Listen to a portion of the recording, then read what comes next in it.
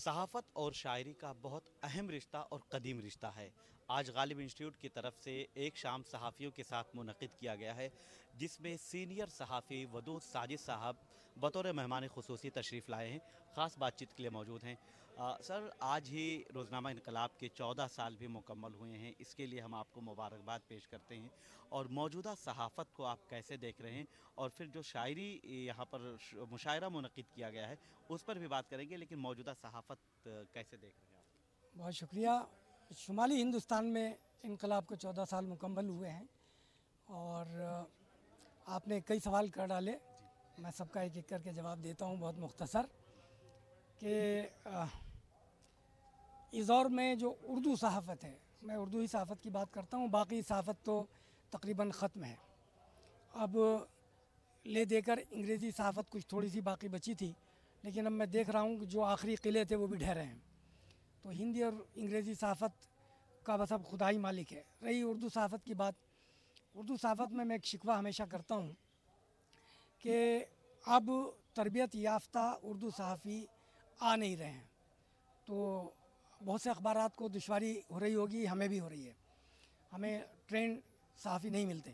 لیکن مجھے خوشی ہے کہ پچھلے پروگرام میں آپ ہی کے بھارت ایکسپریس کے پروگرام میں میں نے یہ درخواست کی تھی آپ کے ایڈیٹر صاحب سے کہ جو نئے نوجوان اردو صحافت کا کورس کر کے آ رہے ہیں، ان کو آپ لوگوں نے ایوارڈ بھی دیا تھا کہ ان کو آپ ان کی تربیت کا بھی انتظام کریں۔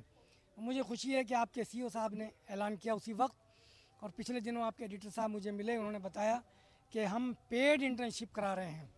تو یہ بہت ہی بڑا کام ہے جو بھارت ایکسپریس نے کیا ہے۔ مجھے امید ہے انشاءاللہ کہ اگلے 1-2 سال میں جو دشواری اس وقت ہو رہی ہے وہ ختم ہو جائے گی اور اردو صحافت پھر سے اپنا پرانا مقام حاصل کرے گی۔ میں ایک بات اور اپنے ساتھیوں سے کہتا ہوں کہ جو سینئر صحافی مر جاتا ہے پھر اس کی جگہ لینے والا اب کوئی نہیں ہے، جبکہ فطرت کا اصول یہ ہے کہ خلا کبھی نہیں رہتا، ایک جاتا ہے اللہ تعالیٰ اس کی جگہ دوسرا پیدا کر دیتا ہے۔ لیکن یہ اردو صحافت کے ساتھ استثناء ہے ہندوستان میں کہ سینئر صحافیوں کی جگہ کوئی لے نہیں رہا ہے۔ بہرحال دیکھتے ہیں انشاءاللہ کہ 1-2 سال میں یہ کمی بھارت ایکسپریس پوری کر پاتا ہے یا نہیں۔ ایک آپ نے دوسرا سوال بھی کیا تھا صحافت اور شاعری کا۔ بنیادی بات یہ ہے کہ صحافی ہمہ جہت ہوتا ہے، آپ اس کو آسان زبان میں حرفن مولا بھی کہہ سکتے ہیں۔ بہت سے متقدمین صحافی گزرے ہیں، بڑے بڑے صحافی، ہم جیسے نہیں، کہ جنہوں نے ہر فن اور ہر میدان میں کام کیا ہے۔ بڑے بڑے نام گنوائے جا سکتے ہیں، انہوں نے شاعری بھی کی ہے، انہوں نے صحافت تو کی ہی ہے، اور باقی کئی میدانوں میں انہوں نے اردو ادب میں بھی انہوں نے خاصا نام کمایا ہے اور کام کیا ہے۔ اس دور میں بھی بہت سے نوجوان صحافی ایسے ہیں جو شاعری بھی کرتے ہیں، اور کئی ہمارے ساتھی اس دنیا سے رخصت ہو گئے ہیں، وہ شاعری میں خاصا نام رکھتے تھے۔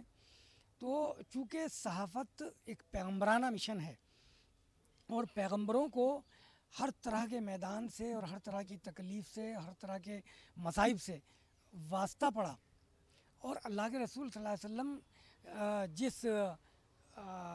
جس مقام پر آپ مبعوث ہوئے وہاں تو یہی کام ہوتا تھا، وہاں شاعری ہی کرتے تھے عرب لوگ۔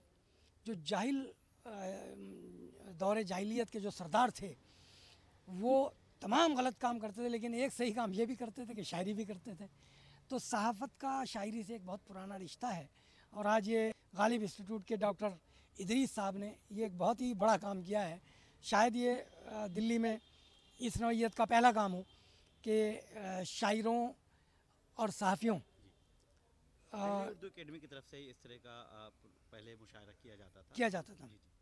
لیکن یہ غالب انسٹیٹیوٹ نے بہت بڑا کام کیا ہے کہ ایسے صحافیوں کو جمع کیا جو شاعری بھی کرتے ہیں، حالانکہ میں شاعری نہیں کرتا، لیکن میں یہ سمجھتا ہوں کہ کسی نہ کسی صحافی نے کبھی نہ کبھی کوئی ایک آدھ شعر ضرور کہا ہوگا۔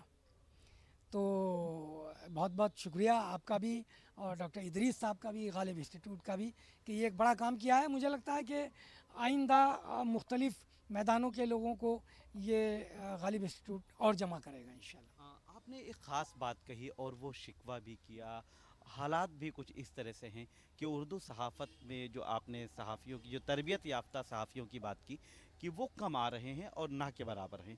क्या इस तरह से कुछ ऐसा खाका तैयार किया जा सकता है, कुछ प्लान तैयार किया जा सकता है? क्योंकि शिमाली हिंद में इनकलाब इस वक्त सबसे बड़ा अखबार माना जाता है, उर्दू का सबसे बड़ा अखबार है। तो क्या कुछ इस तरह का खाका तैयार, या आप एक सीनियर सहाफ़ी भी हैं, जब आप लिखते हैं, जो आप सोशल मीडिया पे आप पोस्ट करते हैं, तो लोग देखते हैं कि किस तरह से लोग पढ़ते हैं, दिलचस्पी लेते हैं, बाज़ाब्ता तौर पर उसमें कमेंट करते हैं, तबसरा करते हैं। तो क्या कुछ इसमें किया जा सकता है और कहाँ कमी रह जा रही है? देखिए, जहाँ तक इनकलाब की बात है, मैं चूँकि इनकलाब में काम करता हूँ, तो अल्हम्दुलिल्लाह इनकलाब में तो हमने ये सिलसिला शुरू कर दिया है। हम बुलाते हैं, मदऊ करते हैं ऐसे नौजवान बच्चों को जो अभी सहाफ़त का कोर्स करके निकले हैं, कि हम उनको इंटर्नशिप दें। और एक दो लोगों को हमने तरबियत दी भी है, आप भी ये काम कर रहे हैं। इसके अलावा कई इदारों ने ये काम शुरू करना भी चाहा। NCPL ने ये काम शुरू किया, लेकिन अफसोस की बात यह है कि NCPL में एप्लीकेशंस दरख्वास्तें बहुत कम आई। तो कुछ दिलचस्पी नौजवान नस्ल को भी लेनी पड़ेगी। नौजवान नस्ल को इस तरफ दिलचस्पी है नहीं। और मैं तो दिल शिकनी की बात करता नहीं, लेकिन बहुत मजबूरी में मुझे ये बात कहनी पड़ रही है कि इस वक्त जो नौजवान नस्ल आ रही है निकल कर उर्दू सहाफ़त का कोर्स करके, वो शायद ये समझती है कि हम चोमा दीगरे नेस्त, हम जैसा कोई दूसरा नहीं है और हम तो पढ़े पढ़ाए आए हैं। पढ़ना अलग चीज़ है, तरबियत अलग चीज़ है। तो कुछ तो दिलचस्पी उनको भी दिखानी पड़ेगी। अब NCPL जैसा इदारा कितना बड़ा इदारा है, उसने कुछ इंतज़ाम किया होगा, लेकिन वहाँ एप्लीकेशंस ही नहीं आई। पूरा सिस्टम उन्होंने तैयार किया, नज़्म बनाया, ऐलान कर दिया, तारीख़ों का भी ऐलान हो गया, लेकिन दरख्वास्तें नहीं आ सकी। तो इसके लिए और यही नहीं, जो उर्दू सहाफ़त के कोर्सेज़ जहाँ जहाँ चल रहे हैं, उन इदारों की भी शिकायत है कि वहाँ जितनी सीट्स हैं वो भर्ती नहीं है, उससे कम लोग आते हैं। तो इस तरफ कोई आ भी नहीं रहा है।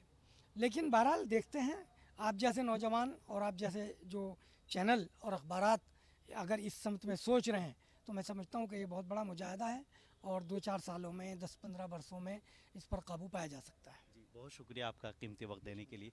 तो वदूद साजिद साहब ने एक तरफ जहां शायरी और सहाफ़त की बात की, वहीं मौजूदा सहाफ़त का भी आपने ज़िक्र करते हुए कहा कि मौजूदा सहाफ़त में उर्दू सहाफ़त अभी ज़िंदा है, लेकिन नौजवान सहाफ़ी जो है उनकी तरबियत की कमी है, इसलिए तरबियत पर तवज्जो देनी चाहिए। वीडियो जर्नलिस्ट धर्मेंद्र के साथ मैं निसार अहमद खान, भारत एक्सप्रेस, दिल्ली। हमारी वीडियो आपको पसंद आए तो लाइक कीजिए, शेयर कीजिए और सब्सक्राइब कीजिए। साथ ही कमेंट बॉक्स में अपनी राय भी ज़रूर दें। और हाँ, अगर फेसबुक पर आप वीडियो देख रहे हैं तो हमारे पेज को फॉलो करना ना भूलें।